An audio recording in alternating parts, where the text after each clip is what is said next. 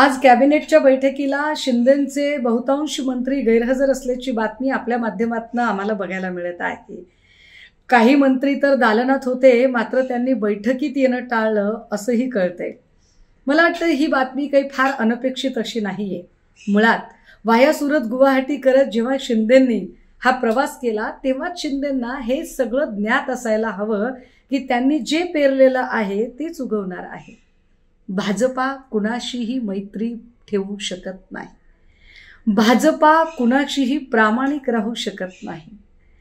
गेल्या 25-30 वर्षाच्या मैत्रीमध्ये आम्हाला कायम महाराष्ट्रात शिवसेना मोठा भाऊ असं म्हणणाऱ्या भाजपाने जो पाठीत खंजीर खुपसला, ती भाजपा अवघ्या 25 महिन्यामध्ये शिंदेंना जवळ करेल असं जर शिंदेंना आणि शिंदेंच्या मंत्र्यांना वाटलं असेल तर मला वाटतं त्यांचा फार मोठा गैरसमज आहे। आणि हो, शिंदेंकडून लोक जात आहेत म्हणून शिंदेंनीही त्रागा करायचं काही कारण नाही। कारण जेव्हा जहाज बुडत असतं तेव्हा सगळ्यात आधी उंदीर बाहेर पडतात। तुम्ही ज्यांना वाघ म्हणून सोबत घेतलेलं आहे ते सगळे उंदीर आहेत हे हळूहळू तुम्हाला कळायला लागेल।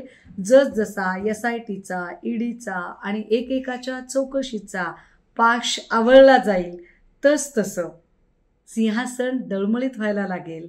आणि त्याचा पुरावा आत्ता दिसत आहे।